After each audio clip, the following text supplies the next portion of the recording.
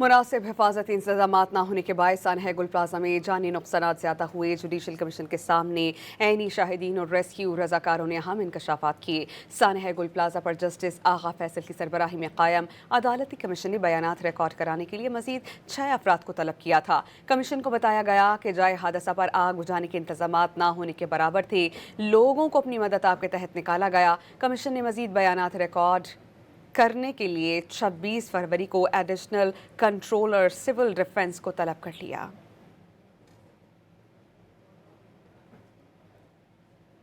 मुनासिब हिफाजती इंतजामात न होने के बायस सानहा गुल प्लाजा में जानी नुकसानात ज़्यादा हुए। जुडिशल कमीशन के सामने ऐनी शाहिदीन और रेस्क्यू रजाकारों ने अहम इंकशाफात किए।